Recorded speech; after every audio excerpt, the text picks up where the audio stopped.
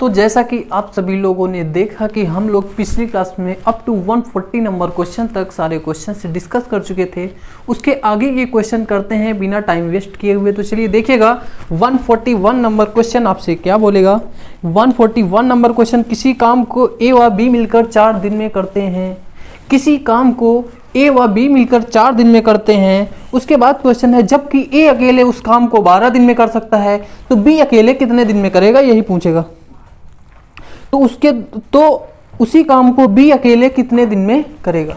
ए व बी मिलकर कितने दिनों में करते हैं, ए व बी मिलकर 4 दिन में करते हैं। देखिएगा 140 तक कल की क्लास में हम लोगों ने कंप्लीट कर लिया था। अभी देखिएगा ए और बी मिलकर यानी कि ए प्लस बी से करेंगे 4 दिन में।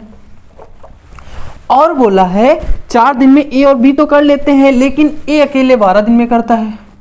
ए अकेले उसी काम को 12 दिन में करता है। तो भाई साहब हमने बताया था, अगर आपने क्लास नहीं देखी है तो आपको देखना चाहिए टाइम एंड वर्क की, कि अगर ये दोनों एक साथ करेंगे, ए अकेले करेंगे तो टोटल काम कितना होगा। इन दिनों का तो लासा मानेंगे हम, लासा यानी कि एलसीएम। तो टोटल काम यानी कि कुल कार्य कितना होगा। कुल कार्य की अगर बात करेंगे इन दोनों का लासा होगा 12, जो कि कुल काम होगा। तो इससे अब हम क्षमता निकाल सकते हैं। क्षमता यानी कि बात करें इफिशियंसी, तो क्षमता कितनी हो जाएगी। अब देखिएगा एक मिनट, जो टोटल काम होता है आपका, जो आप टोटल वर्क करते हैं वो क्या करते हैं, कितने दिनों तक करते हैं और एक दिन में कितना काम करते हैं। यानी एक दिन में जो काम करेंगे वो आपकी क्षमता हो जाएगी होगी, यानी कि क्षमता गुणे दिन, यही तो होगा। जो आपका कुल काम होगा वो क्षमता गुणे दिन होगा। मैं हर बार हर क्लास हर क्वेश्चन में बताता हूँ ये चीज, कि जो आप टोटल काम करोगे वो एक दिन में कितना कर रहे हो, कितने दिनों तक काम कर रहे हो, वही काम होगा टोटल काम।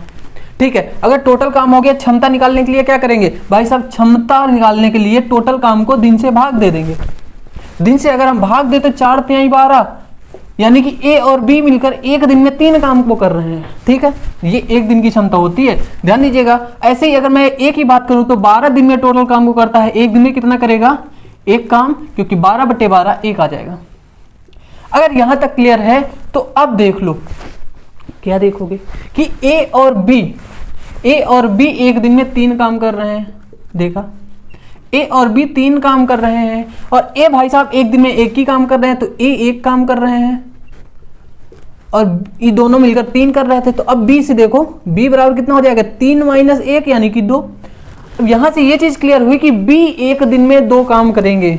बी एक दिन में 2 काम करेंगे। टोटल काम आपका कितना है 12 को इनकी क्षमता से हम भाग दे देंगे, कितना आ जाएगा 6 दिन।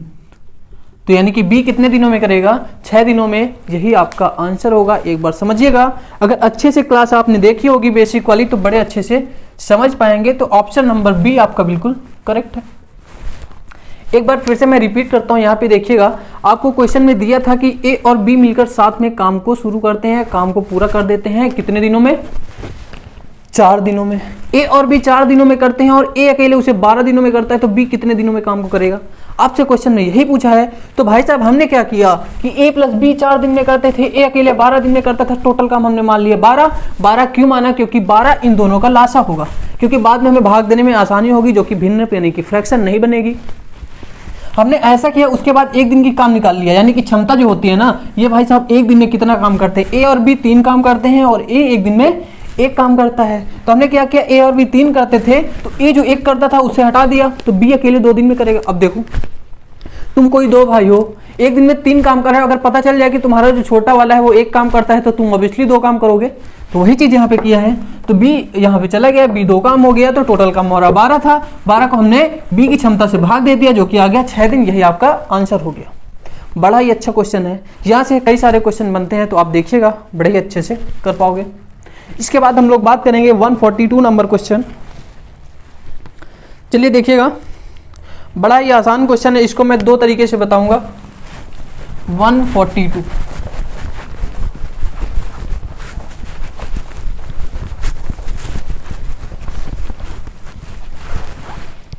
क्वेश्चन को पढ़िए।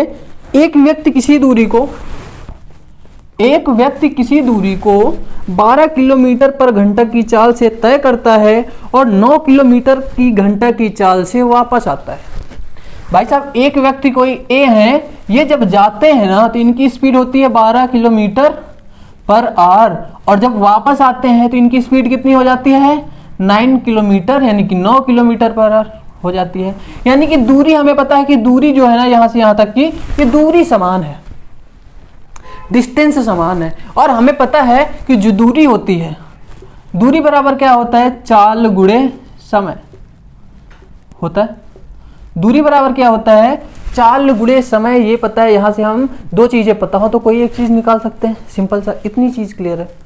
अगर इतना कॉन्सेप्ट आपको क्लियर है तो यहां से अगर आप देखेंगे तो पहली चीज मैं बेसिक चीज को बताता हूं, उसके बाद बताऊंगा कि शॉर्ट में इसको कैसे करेंगे। ठीक है, तो देखिएगा टाइम आपको दिया है कि ये टोटल टाइम लेते हैं 2 घंटे 20 मिनट। अब इतना चलने में टाइम कितना लेते हैं 2 घंटे 2 आवर 20 मिनट। अगर इनको हम सबको क्या कर लें, अगर घंटे में ही कर लें तो 2 प्लस ये मिनट में कितना हो जाएगा, अगर मिनट में है इसको घंटा में करेंगे 60 से भाग दे देंगे जो कि हो जाएगा 1/3। 2 प्लस 1/3 तो 3 दूनी 6, यानी कि 7/3 घंटा, यानी कि आर हो जाएगा टोटल टाइम। अब देखो इसके बाद जब मैं शॉर्ट में बताऊंगा ना भाई तो बड़ी आसानी से एक स्टेप में निकाल पाओगे। देखना, अगर आप देख पा रहे हो तो इसको देखो, हमारा जो फॉर्मूला है दूरी बराबर चाल गुणे समय, दूरी हमारी इक्वल है, हमें समय दिया हुआ है तो टोटल समय अगर मैं बात करूं तो इसमें समय कितना लगा होगा तो d/12, यानी कि दूरी को हमने चाल से भाग दे दिया और इतनी दूरी चलने में कितना समय लगेगा d/9। क्यों, क्योंकि दोनों की दूरी तो d ही हमने मानी है। टोटल टाइम कितना लगा 2 घंटे 20 मिनट, यानी कि 7/3 घंटे। क्यों हमने घंटे में लिखा, क्योंकि यहाँ पे यह सारा घंटे और किलोमीटर में था, इसलिए हमने टाइम को घंटे में लिखा। ठीक है, अब यहाँ से डी निकाल लो। कैसे निकाल लोगे, इन दोनों का एलसीएम ले लो। कितना होगा इसका, अगर एलसीएम हम लेंगे तो 36 हो जाएगा, यानी कि 36 लासा हो जाएगा। तो इधर आ जाएगा तो 3D प्लस, और इधर हो जाएगा अगर ये 9 चौक 36, यानी कि 4D बराबर 7/3। और इसको अगर और आगे सॉल्व करते हो तो ये कितना हो जाएगा 4 3 7, यानी कि 7D बराबर ये 7/3 गुणे 36। देखना 7 से 7 कट गया, 3 12 3 36, तो दूरी आपकी कितनी आ गई d बराबर 12 किलोमीटर। ये रहा भाई, यहां से आप कुछ भी निकाल सकते हैं कैसे भी करके। अब देखना क्वेश्चन को हम लोग शॉर्ट में कैसे करेंगे, थोड़ा सा स्पेस चाहिए होगा उसके लिए। देखिएगा मैं यहां से इसको कर देता हूं, इतनी सी जगह में आपका हो जाएगा शॉर्ट वाला। अगर आपको दी गई है 2 स्पीडें दी गई हैं S1 और S2, ठीक है, एक दी गई है 12, दूसरी दी गई है 9। और आपको पता होना चाहिए जब दूरी समान हो तो जो टाइम होता है ना वो स्पीड का उल्टा हो जाता है। यानी कि अगर ये स्पीड है, देखिएगा अगर ये इनकी स्पीड है तो अगर यहाँ पे टाइम की बात करेंगे ना तो टाइम कितना हो जाएगा, ये अगर 9 थी तो इसका 9 हो जाएगा और ये 12 हो जाएगा, रेसिप्रोकल हो जाता है। ये यहाँ आ जाएगा और ये भाई साहब यहाँ आ जाएंगे। ये थी स्पीड यानी कि चाल, और ये था समय यानी कि टाइम। लेकिन ऐसा कब होता है, जब आपकी दूरी इक्वल हो, दोनों दूरियां जब इक्वल हो। तो अब देखिएगा अगर इसका हम समय का रेशियो निकाले तो कितना आएगा 3 और 4, 3 3 9 और 3 चौक 12, तो टोटल टाइम कितना लगा 3 + 4 यानी कि 7। लेकिन 7 तो आपको समय लगा, लेकिन ये भी तो पता होना चाहिए दूरी।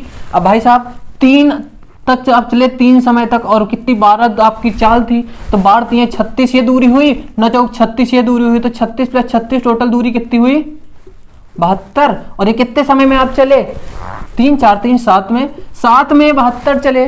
निकालना कितने का है आपका, याद है 2 घंटे 20 मिनट, जिसको हमने निकाला था कितना 7/3 घंटे। अब भाई साहब 7 बराबर है 36 36 72, इसको मैं हटा दूं। देखिएगा तो यहाँ 7 घंटे में चलते हैं 72, तो 7/3 में कितना चलेंगे, देखिएगा 7 तो यहाँ पे था ही, हमने 3 से दे दिया भाग, तो कितना हो गया, इसको भी 3 से भाग देंगे तो 72/3 कितना आ जाएगा, ये 72/3 अगर करेंगे तो ये आ जाएगा 24 किलोमीटर। लेकिन एक चीज सोच रहे होगे 24 किलोमीटर कैसे आ गया भाई साहब, यहाँ पे आप एक बार गए थे और एक बार आए थे, और आपसे पूछा है केवल एक तरफ की दूरी कितनी थी।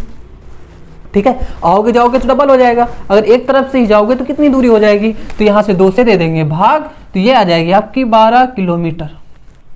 ये था आपका शॉर्ट में बड़ा ही छोटा सा, दोनों ही अच्छे तरीके से बड़े ही अच्छे क्वेश्चन हैं। अगर देखेंगे आप तो बड़ी आसानी से कर पाएंगे। देखिए एक बार इसको अच्छे से।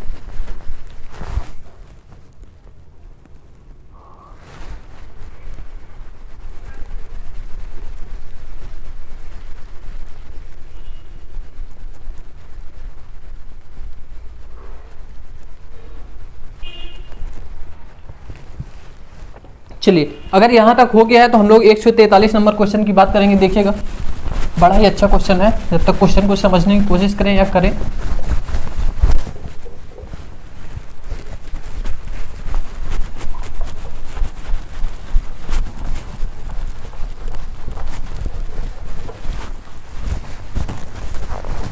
एक 143 नंबर क्वेश्चन, किसी दो अंकों की संख्या में दहाई का अंक इकाई के अंक से 4 अधिक है, दोनों अंकों का योग उस संख्या का 1/7 है, तो इकाई के अंक वाला स्थान।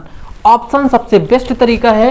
तो ऑप्शन से ऐसे जब दो अंकों वाला इस क्वेश्चन आ जाए ना तो ऑप्शन से ही करना। अगर बेसिक में गए तो वहीं पे लौट जाओगे, कर नहीं पाने वाले हो, ये फिक्स है। क्योंकि करोगे तो इतना लेंदी हो जाएगा कि समझे हम 4-6 क्वेश्चन का समय वो खा जाएगा अकेले। तो यहाँ पे देखिएगा क्वेश्चन आपके सामने है। क्वेश्चन, किसी दो अंकों वाली संख्या में दहाई का अंक इकाई के अंक से 4 ज्यादा है, दोनों अंकों का योग 1/7 है, तो इकाई के स्थान वाला अंक कौन सा होगा? उठाओ ऑप्शन ए, बी, सी और डी। ये होगा चारों ऑप्शन, यानी कि 5 4 3 1, 5 4 3 1। बड़े ही कंफ्यूजिंग है। अब हमें पता है कि जो इकाई का अंक ऑब्वियसली आंसर में दिया होगा, क्योंकि पूछा क्या है इकाई का अंक। तो अगर इकाई का अंक 4 होगा, देखना मैं इधर लिखता हूं इकाई का अंक, इकाई, और इधर लिखता हूं क्या, दहाई। देखिएगा अगर इकाई 5 होगी, पहले ऑप्शन की बात कर रहा हूं, तो दहाई वाला 5 से 4 ज्यादा होगा, यानी कि 9 होगा, होगा ना। अगर 9 होगा तो अब आपको क्या कहा है इसने कंडीशन में, इन दोनों अंकों का योग जो है ना, यानी इन दोनों अंकों को अगर जोड़ेंगे 9 + 5 तो कितना हो जाएगा, 14। तो 14 होगा। और ये संख्या कितनी बन रही है, 95। तो उसने बोला है इस संख्या का कितना पार्ट है, एक बार कंडीशन को देख लीजिए, दोनों का अंकों का योग उस संख्या का 1/7 है। तो भाई साहब ये जो 95 है, 95 का अगर 1/7 निकालोगे तो क्या पूरा पूरा निकलेगा? क्योंकि 95 तो कटेगा ही नहीं, कैसे निकलेगा? तो अब इसलिए ये वाला ऑप्शन आपका नहीं होगा। इसीलिए अब इसके बाद हम देखते हैं बी नंबर। बी नंबर देखते हैं, यानी कि अगर मैं बात करूंगा, देखिएगा अगर यहां पे इकाई का अंक 4 रहा होगा तो इसमें से 4 ज्यादा दहाई का अंक यानी कि 8 रहा होगा, 4 में से 4 जोड़ दिया, 8 हो गया। अब हमारी ये जो संख्या बनी भाई साहब कितनी बनी, 84। इन दोनों अंकों का योग कितना आया, 12 हुआ। और उसने कहा कि दोनों अंकों का योग 1/7 था संख्या का, यानी ये संख्या है, इसका अगर 1/7 निकालेंगे तो भाई साहब कितना आएगा, 12 आएगा। अगर 12 आएगा तो यही तो है वो संख्या, यानी कि ऑप्शन नंबर बी आपका बिल्कुल सही है। ऑप्शन से नहीं किया तो आपको प्रॉब्लम हो सकती है, आप प्रॉब्लम में, समस्या में फंस सकते हैं, मे भी क्वेश्चन को ना कर पाए। तो ऑप्शन इसमें बेस्ट मेथड है, कभी भी कोई मूर्खता नहीं, कोई बेवकूफ़ी नहीं। ऑप्शन नंबर बी आपका बिल्कुल सही है और बाकी सारे के सारे होंगे गलत। आप चेक कर सकते हैं आपके सामने, देखिए। इसके बाद हम लोग 144 नंबर क्वेश्चन की बात करेंगे। चलिए देखिएगा, जिस क्वेश्चन को मैंने लासा और मासा में लेके पिछली बार बताया था फॉर्मूला, वही क्वेश्चन आपके सामने है कि दो संख्याओं का गुणा बराबर लासा गुणे मासा होता है, और इससे क्वेश्चन आपका पूछा जाता है। 144 नंबर, अच्छा क्वेश्चन, बेहतरीन। देखिएगा दो संख्याओं का मासा तथा लासा, मासा है 11, लासा है 693। मासा 11 है और लासा कितना है, लासा है 693, सॉरी 693। और जो पहली संख्या है ना भाई साहब, फर्स्ट नंबर, वो कितनी दी गई है देख लो एक बार। जो पहली संख्या दी है वो 77 दी है। तो अब आप दूसरी संख्या नहीं निकाल लोगे, बड़ी हंसी आ रही है। देखो, फर्स्ट गुणे सेकंड, यानी कि पहला नंबर गुणे दूसरा नंबर बराबर लासा गुणे मासा। माइंड में बसा लो, छाप लो इसको, अगर क्वेश्चन अच्छे से करना है तो। अब दूसरा नंबर निकालना है तो सेकंड नंबर बराबर कितना हो जाएगा, लासा आपका दिया 693, मासा दिया है 11, और नीचे आपका जो फर्स्ट नंबर दिया है वो 77 भाग में आ जाएगा। 11 सती 77, 7 से इसको भाग दे लो, 7 से भाग दोगे तो कितना हो जाएगा, पहले तो जाएगा नहीं, उसके बाद 7 ने 63, और 63 6 69 6 फिर 63 हो जाएगा, 7 नहीं 63 99। देख पा रहे हो अपना ऑप्शन मिला आपको 99 आपका आंसर होगा, यानी कि ऑप्शन नंबर सी आपका बिल्कुल सही होगा। देखें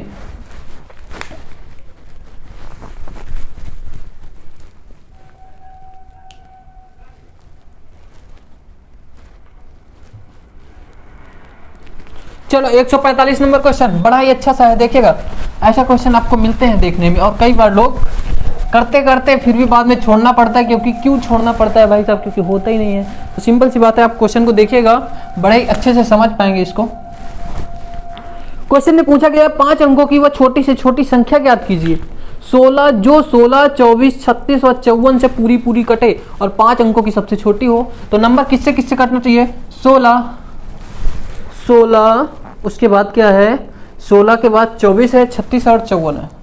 16 24 36 और 54, इससे 5 अंकों की सबसे छोटी संख्या, 5 अंकों की सबसे छोटी संख्या बतानी। 5 अंकों की सबसे छोटी पहली चीज माइंड में होना चाहिए, कौन सी होती है? सबसे छोटी। सबसे छोटी कौन सी होती है भाई साहब? 10,000 होती है। 5 अंक यानी कि एक कम जीरो लगा के बाद में 1 लगा दो तो वही हमारी सबसे छोटी संख्या हो जाती है। देखो 5 अंक हुए।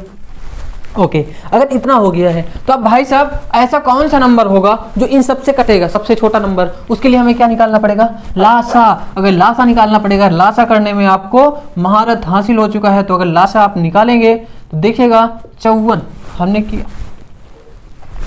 देखो या 2 3 से न करके जो बड़े से बड़े नंबर से कट जाए उससे काट लो। किससे कटेगा? क्या 4 से कटेगा? नहीं कटेगा, 2 से ही काटना पड़ेगा क्योंकि किसी और से कट ही नहीं रहे सारे के सारे नंबर ऑब्वियसली। तो ये 2 8 16 और 12 दूना 24 और ये कितना हो जाएगा? 18 दूना 36 और ये हो जाएगा 27। तो अगर आप यहाँ पे देखेंगे तो यहाँ पे अगर मैं 3 से भी काट सकते हो, आप 4 से भी काट सकते हो क्योंकि 3 से ज़्यादा नंबर कट रहे हैं, लेकिन 8 को तो काटना ही पड़ेगा। तो भाई साहब 2 से एक बार और काट लो। 2 चौके 8, 2 छाक 12, 2 नहीं 18 और ये 27 ही पड़ा रहेगा क्योंकि इन भाई साहब को कटना ही नहीं है। देखो अभी फिर इनसे इनको सीधे 2 से और एक बार देखो, 2 दूनी 4, 2 तिहाई 6 और ये भी नहीं कटेगा, ये भी नहीं कटेगा। क्यों नहीं कट रहा है भाई साहब? जो कटे उसको काटो, जो ना कटे उनको वैसे ही लिख दो। वो जिससे कटे, जिससे संतुष्ट हो उससे संतुष्ट करो ना, सिंपल सी बात है। तो यहाँ से देखिएगा छोटा सा कॉन्सेप्ट। फिर 2 से इनको एक तो एक हो गए, 3 9 27। इसके बाद देखो अब 3 से सारे कट रहा है, 3 से काट लो।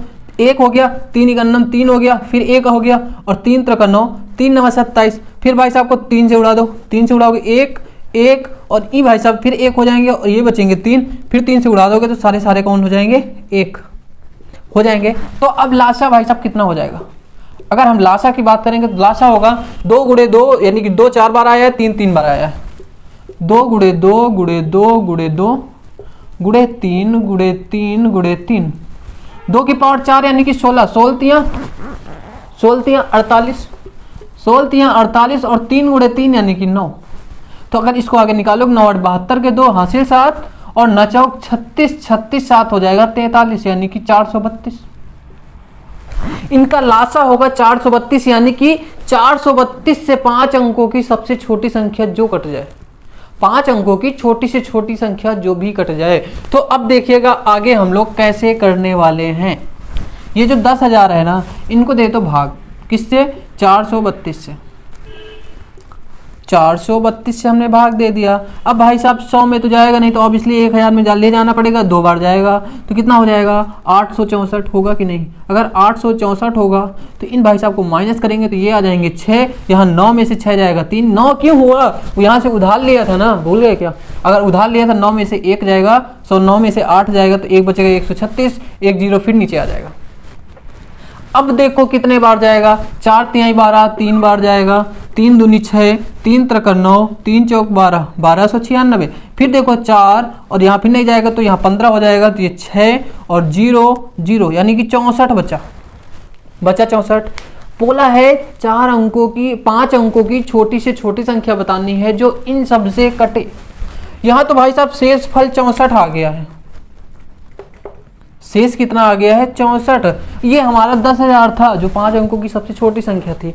अब यहां से देखना क्वेश्चन कैसे घूमेगा। यानी कि जो आपका 432 है, उसमें कितना कम पड़ रहा है, कितना और होता तो पूरा पूरा कट जाता, यानी कि यही 64 उसमें से 432 में माइनस कर दो। क्यों? क्योंकि ये शेषफल आया, यही इतना ही तो 10,000 में बढ़ रहा है। ठीक है, तो हम कितना देखो, यहाँ पे 12 में से 4 जाएगा 8 और यहाँ पे 12 में से 6 जाएगा 6, यहाँ बचेगा 3, यानी कि 368।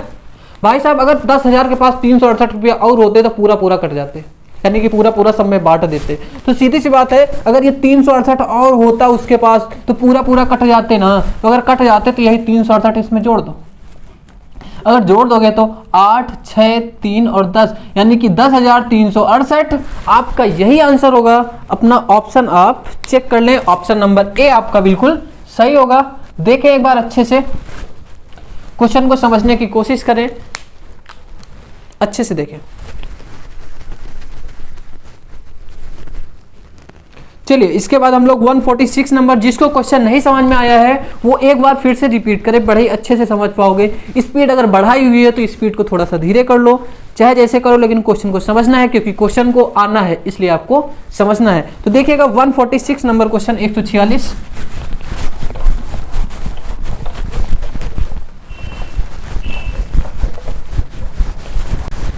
एक 146 नंबर क्वेश्चन आपसे बोलेगा 7 क्रमिक संख्याओं का औसत 20 है, तो उनमें से बड़ी संख्या कौन सी होगी। देखिएगा 146, 7 क्रमिक संख्याएं,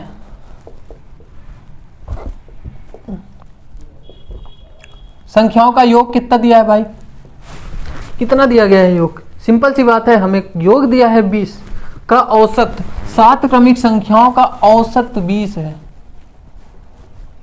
औसत बराबर 20। तो अब ध्यान से देखना भाई साहब, क्रमिक संख्याएं जो हमारी होती हैं 1 होती है, 2 होती है, 3 होती है, 4, यानी कि जो लाइन से चलती रहे, क्रम से एक के बाद दूसरी आती रहे। तो अगर हम सोचें कि पहली संख्या हमारी x रही होगी तो दूसरी में फिर 1 जुड़ जाएगा, यानी कि x+1 होगी, फिर इसमें 1 जुड़ेगा तो कितना हो जाएगा x+2, फिर इसमें 1 जुड़ेगा x+3, ऐसे ही तो होंगी क्रमिक संख्याएं। फिर 1 जुड़ जाएगा तो x+4, अभी कितनी हुई है 1, 2, 3, 4, 5, अभी एक x+5 यानी कि एक और जुड़ेगा, और इसमें एक और जोड़ेंगे तो कितना हो जाएगा x+6। क्रमिक संख्याएं यही होंगी कि नहीं? अगर यही होंगी तो ध्यान से देखिएगा, अगर यही होंगी तो इनको क्या करो, अभी यही हो गई सारी संख्याएं। सबसे बड़ी कौन सी होगी x+6, सबसे छोटी कौन सी होगी x, इतना पता है। इन सबको जोड़ लो, जोड़ के जितनी संख्याएं 7 है 7 से भाग दे दो, बराबर 20 कर दो, तो आपका जो x का मान आएगा वह x की वैल्यू रख दोगे सब में तो आंसर आ जाएगा, चाहे जो संख्या पूछे। अब देखो हमने किया x ये वाला plus x+1 plus x+2 plus x+3 आएगा, plus x+4 plus x+5 plus x+6 बटे कितने नंबर थे, ये टोटल थे 7 नंबर, 7 बराबर आ गया 20। तो अगर अब कितने x होंगे इसमें, 1, 2, 3, 4, 5, 6, 7, तो 7x 7x plus 1, 2, 1, 3, 3, 6, 4, 10, 5, 15, 6, 21, 7x plus 21, 21 बराबर 7 दूनी 14 यानी कि 140। क्लियर है? तो 7x बराबर कितना हो जाएगा, 140 में से 21 चला जाएगा 119, तो x बराबर कितना हो जाएगा, x बराबर हो जाएगा 119/7। अगर 119/7 हो जाएगा, इसको सॉल्व करेंगे कितना हो जाएगा, 7 × 7 और 7 × 7 = 49 यानी कि 17। अब सबसे बड़ी संख्या देख लो कौन सी मानी थी आपने, x+6। अगर x+6 मानी थी तो यहाँ पे x की जगह हम कितना रख देंगे, x की जगह रख देंगे कितना, 17, यानी कि 17 + 6 23 आपका यही सबसे बड़ी संख्या होगी। अपना ऑप्शन को देखेंगे तो ऑप्शन आपको जरूर मिलेगा, ऑप्शन नंबर सी आपका बिल्कुल सही होगा। देखिए एक बार अच्छे से इसको,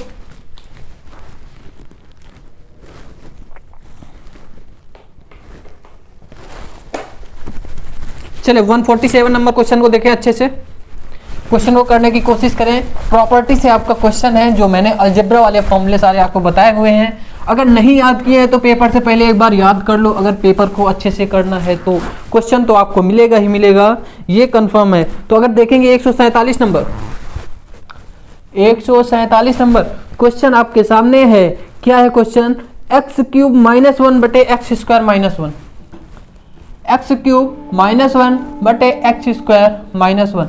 अब इसमें पूछा क्या है, पूछा है निम्नतम रूप बताओ, इसका निम्नतम रूप नहीं बता लोगे। x³ देखो, x का क्यूब -1 का क्यूब बटे एक्स का स्क्वायर माइनस 1 का स्क्वायर होल स्क्वायर होगा, ऐसे लिख सकते हैं इसको। ए क्यूब माइनस बी क्यूब, ए क्यूब माइनस बी क्यूब, ए स्क्वायर माइनस बी स्क्वायर। अब इन भाई साहब को सॉल्व कर लो। कैसे? अगर इनको करोगे तो पहले ब्रैकेट में a माइनस बी यानी x माइनस 1, दूसरे में एक्स स्क्वायर प्लस यानी ए स्क्वायर प्लस बी स्क्वायर, और माइनस होगा तो प्लस हो जाएगा, प्लस ए बी यानी कि x, यही होगा, बटे ये हो जाएगा x प्लस 1 ए स्क्वायर माइनस बी स्क्वायर, ए प्लस बी और a माइनस बी। याद आया? अगर याद आया है तो अब x माइनस 1 से x माइनस 1 कट जाएगा, तो आपके पास बचेगा कौन? जो बचेगा वही आपका हो जाएगा आंसर अपॉन x प्लस 1, यही आपका आंसर होगा। अपने ऑप्शन को चेक करें। अगर ऑप्शन को आप चेक कर पा रहे हैं तो ऑप्शन नंबर आपका कौन सा होगा? ऑप्शन नंबर डी आपका बिल्कुल सही होगा। देखिए अच्छे से,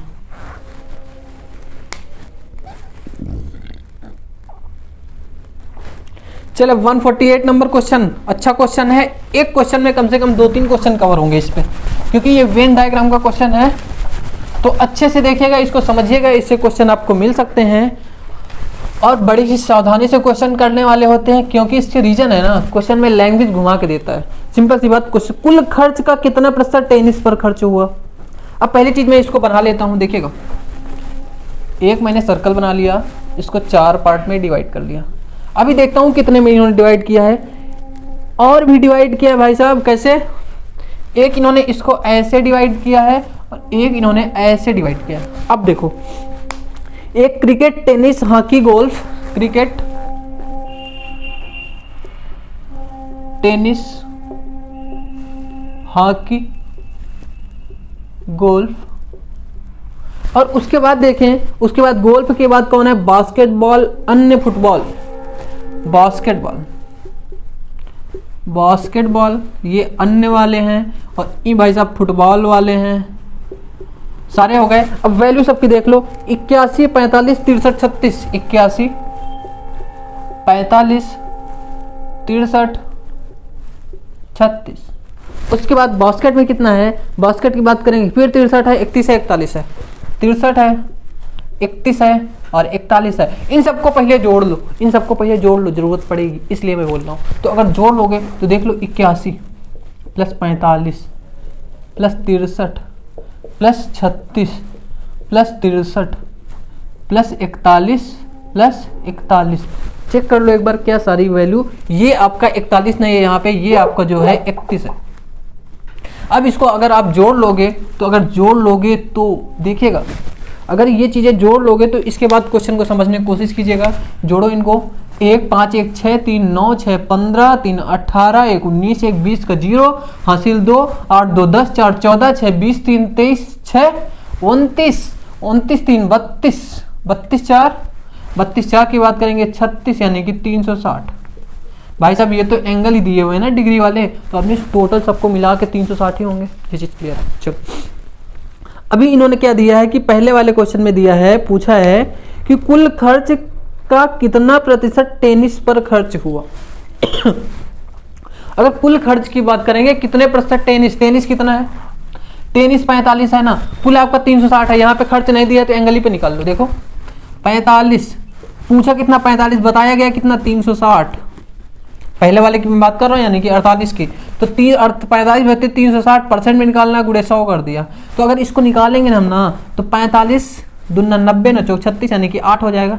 यानी कि 1/8 45 45 45 अट्ठे 360 और 8 से इसको काटेंगे 4 दूनी और ये 25 यानी कि 25/2%। और 25/2% सॉल्व करो कितना होगा, 12 सही 1/2%। समझ में आया? आपको रुपया इस क्वेश्चन में नहीं दिया गया था पहले, लेकिन आपसे पूछा था कितना खर्चा हुआ, तो जैसे एंगल इन्होंने बनाया वैसे ही खर्चा हुआ। सिंपल 360 को हमने पूरा मान लिया और उसके बाद आगे सॉल्व कर लिया। पूछा जाए ऊपर, बताया जाए नीचे, गुणे 100% निकालने के लिए अच्छे से देख पा रहे हैं। देखें इसको एक बार अच्छे से। चलिए 149 नंबर को देखिए, इसको मैं जुड़ा हुआ पढ़ा रहने देंगे हम लोग। 149 नंबर देखिएगा यहीं पे। 149 नंबर में कुछ दे रखा है कि इन सबको कितनी वैल्यू दे रखी है खर्च। उस वर्ष यदि कुल खर्च होने वाली राशि 2 करोड़ हो तो क्रिकेट और हॉकी पर होने वाली खर्च की राशि कितनी थी। देखो टोटल 2 करोड़। 2 करोड़ की बात करेंगे, इकाई, दहाई, सैकड़ा, हजार, 10,000, लाख, 10 लाख और करोड़, 2 करोड़ हुआ। ये टोटल 360 के बराबर, 360 के बराबर कितना दिया है, 2 करोड़। 360 के बराबर अगर 2 करोड़ दिया है, क्वेश्चन में आपसे पूछा है क्रिकेट और हॉकी पर कितना खर्चा हुआ। क्रिकेट में 81 और हॉकी में 63, यानी कि 81 प्लस 63 करेंगे कितना आएगा, कितना आएगा, 3 1 4 8 6 14, 144। आपको 144 निकालना है। 360 बराबर इतना, तो 1 बराबर कितना, 2। मैं लगा देता हूं सारे जीरो, आप देख लीजिए, बटे 360। कोई भी अगर मिस्टेक हो तो देखिएगा और उसके बाद बताइएगा। और अगर 144 हमें निकालना है, दोनों का सम आया है, तो 144 बराबर कितना हो जाएगा, इसी में गुणा हो जाएगा। तो अगर बात करूंगा मैं, देखिएगा 30 बटे 360 गुणे 144, एक जीरो से एक जीरो काट दिया हमने। उसके बाद क्या किया, 12 3 36, 12 बराही में 144 और 3 चौक 12, और इसको अगर निकालेंगे हम कितना हो जाएगा, 4 दूनी 8 और 0 0 0 0 0 0, एक जीरो तो कट गया। तो ये आपका कितना हो जाएगा, अगर देखेंगे आप तो 80 लाख आपका आएगा आंसर। अपना ऑप्शन आप एक बार चेक कर लें। ऑप्शन अगर देख पा रहे हैं अच्छे से तो ऑप्शन नंबर बी ही आपका सही आंसर होगा। देखें एक बार, चेक करें।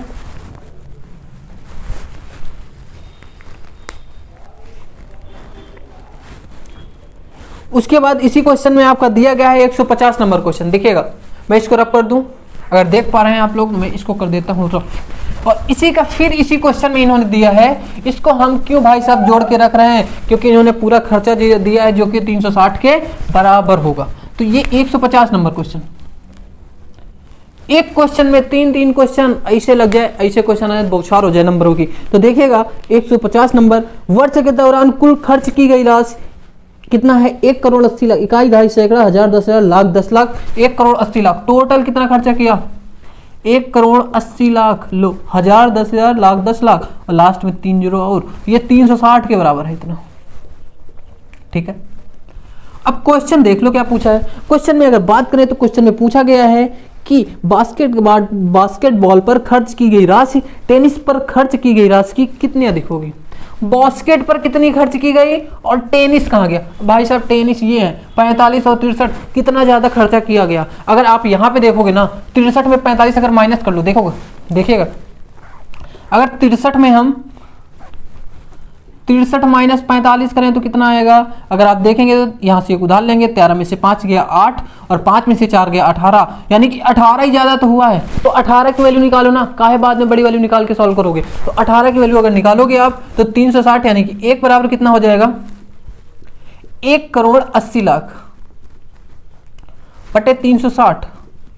18 निकालना था, हमने गुणा कर दिया 18 का और ये आ गया भाई साहब 18। अब देखोगे तो 18 दूना 36 हुआ, 0 से 0 कटा और 2 से ये कितना हो जाएगा 9। अगर बात करेंगे 9 0 0 0 0 0, इकाई, दहाई, सैकड़ा, हजार, 10,000, लाख, यानी कि 9 लाख आपका आंसर आएगा। अपना ऑप्शन अगर आप चेक करेंगे तो ऑप्शन नंबर जो होगा, ऑप्शन नंबर सी आपका बिल्कुल सही होगा। ये सारे क्वेश्चन को समझिएगा, बड़े ही अच्छे क्वेश्चन है, बड़े ही बेहतरीन है और इस डायग्राम पे बेस्ड सारे क्वेश्चन थे। ठीक है, यहां तक क्लियर हुआ। तो नेक्स्ट क्वेश्चन आप देखिएगा 151 नंबर क्वेश्चन, स्थानीय मान का क्वेश्चन जो कि मैं करा चुका हूं। देखिएगा,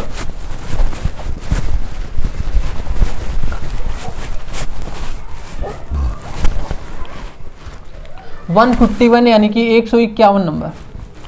अगर आप देखेंगे क्वेश्चन को, बड़ा ही आसान सा है। 3.4625 में 2 का स्थानीय मान बताओ।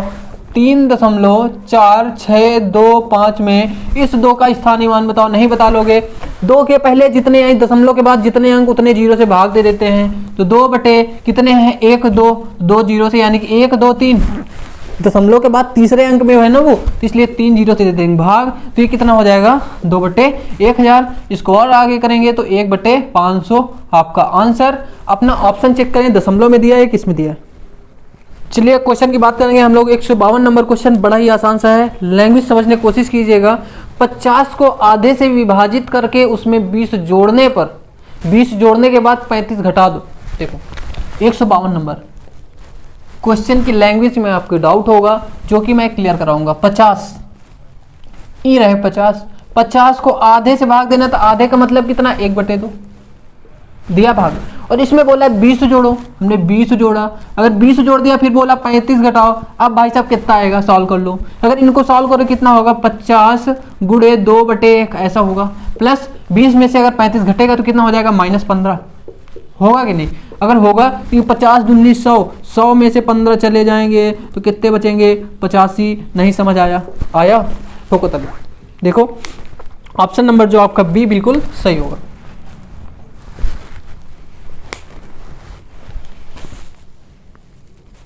उसके बाद हम लोग बात करेंगे 153 नंबर क्वेश्चन की। रिक्त स्थान की जगह कौन सी संख्या आएगी। 153 नंबर क्वेश्चन देखिएगा, अगर 153 नंबर की हम बात करेंगे तो क्वेश्चन को आप समझ लीजिए।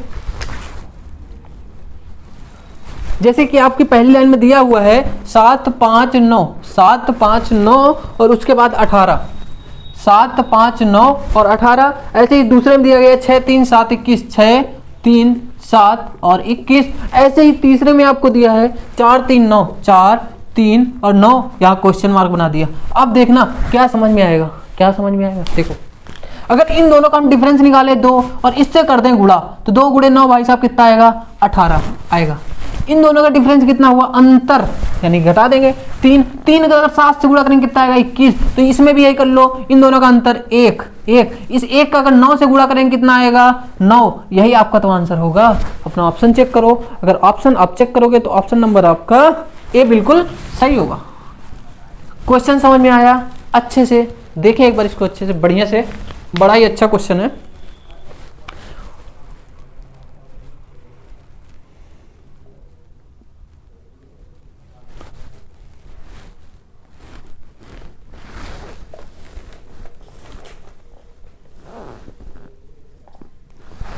उसके बाद 154 नंबर क्वेश्चन देखिएगा। 154 बड़ा ही अच्छा क्वेश्चन है, एक बार देखने की कोशिश कीजिएगा। क्वेश्चन है आपका 4 9 25 49, तो अगली संख्या कौन सी, 4 9 25 49, तो अगली संख्या कौन सी। अब एक चीज मुझे बताना कि ये भाई साहब 2 के स्क्वायर हैं, ये 3 के स्क्वायर हैं, ये 5 के स्क्वायर हैं, अगर हैं तो ये भी तो 7 के स्क्वायर हैं। अब ये बताओ हमें, ये कुछ दिख नहीं रहा कि ये सारी हमारी अभाज्य संख्याएं हैं। अभाज्य संख्या कौन सी, 2 3 5 7 9 11, 9 नहीं होगा, 7 के बाद कौन होगा, 11, 11 के बाद कौन होगा, 13। तो यहाँ से देखिएगा 2 हो गया, 3 हो गया, 5 हो गया, 7, तो अगली कौन सी आएगी, 11, 11 का स्क्वायर करेंगे कितना आएगा, 121। तो यही तो ऑप्शन होगा, तो ऑप्शन नंबर डी आपका बिल्कुल सही होगा, यानी कि चौथा नंबर ऑप्शन। आप देखें अच्छे से, क्वेश्चन को समझे। इसके बाद हम लोग नेक्स्ट क्वेश्चन की बात करेंगे, देखिएगा भाई एक बार अच्छे से।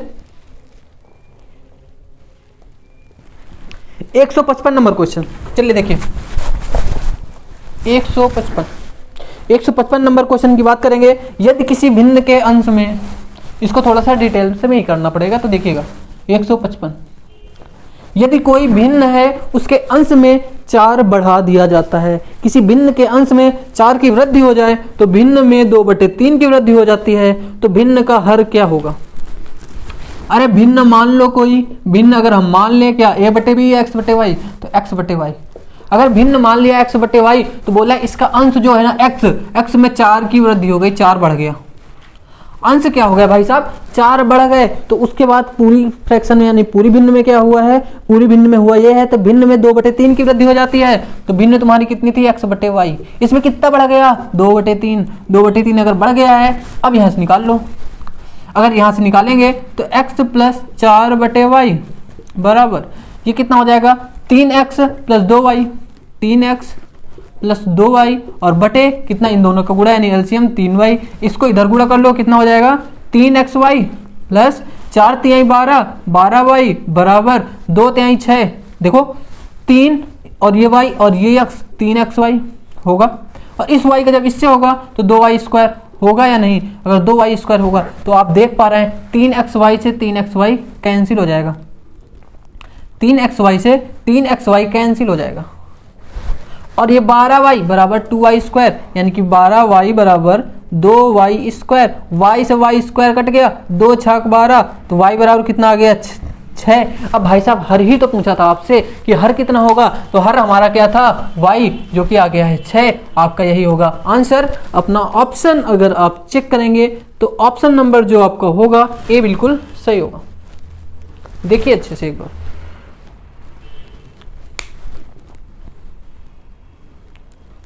इसके बाद बात करेंगे हम लोग 156 नंबर क्वेश्चन 156। देखिएगा, अगर 156 नंबर क्वेश्चन की बात करें, x minus one x square minus one x cube minus one का महाशा कितना होगा? 156 x minus one x square minus one x cube minus one, इनका माशा बताना है। इसके अगर फैक्टर करेंगे कितना होगा? x माइनस वन ही रहेगा, बहुत ज्यादा क्या 1 हो सकता है। इनके क्या करेंगे?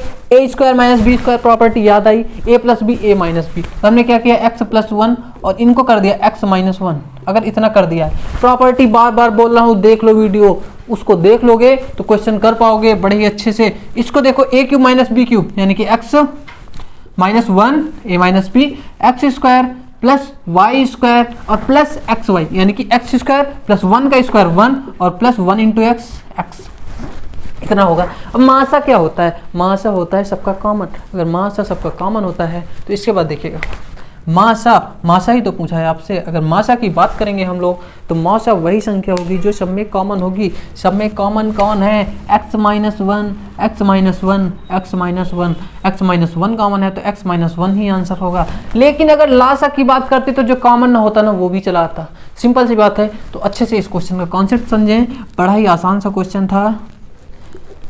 देखिएगा इसका ऑप्शन अगर आप चेक करेंगे तो ऑप्शन नंबर ए बिल्कुल सही होगा। इसके बाद हम लोग बात करेंगे 157 नंबर क्वेश्चन। देखिएगा एक बार अच्छे से जल्दी से इसको। 157 नंबर देखिए, 157 यानी कि 157 एवरेज यानी कि औसत से क्वेश्चन है आपका। औसत से तो क्वेश्चन आता ही है।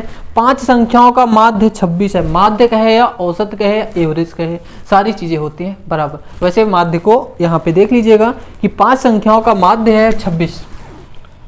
5 संख्याओं का माध्य है 26, ऐसे कुछ दिया हुआ है। एक संख्या निकाल दी जाए तो उसका माध्य 24 हो जाता है। ठीक है, अब हम मान लें कि 5 संख्याओं का जो जोड़ है ना, 5 संख्याओं का जो योग है वो यक्ष है। माना भाई मैं लिखे दे रहा हूं जिससे आपको समझ में आए। 5 संख्याओं का योग, 5 संख्याओं का योग x है। अगर x है तो ये बताओ 5 संख्याएं x 5 के बराबर है तो x बटे 5 बराबर 26। याद रखना ये जो माध्य है ये औसत ही है, एवरेज लिखा हुआ है। इस माध्य की बात करेंगे अगर तो माध्य भाई साहब हमारे औसत ही होते हैं। ठीक है, माध्य मतलब सबसे बीच वाला, जो मीडियन होता है सबसे बीच में। तो यहाँ से x कितना आ जाएगा, यानी 5 संख्याओं का जोड़ कितना आ जाएगा? 5 छक्का 30 का 0 हासिल 3, 5 दूनी 10, 3 13 130। अब कहा एक संख्या, सोचो वो संख्या कोई भी निकाल दो, y को निकाल दो। तो अगर x माइनस वाई करेंगे, एक संख्या गई, 5 में से एक गई, कितनी बची? 4। 4 संख्या बची, उनका कितना औसत है? माध्य है 24 है। तो अगर है तो यहाँ से x माइनस वाई बराबर कितना होगा? 4 चौक 16 6 हासिल 1, 4 दूनी 8 1 9। और अब यहाँ से भाई साहब x की वैल्यू रख दो 130। 130 y को इधर ले आओ, 96 की इधर ले, 96 माइनस और y इधर आएगा प्लस में हो जाएगा। अगर आगे आप देखोगे इसको तो यहाँ से y बराबर कितना होगा?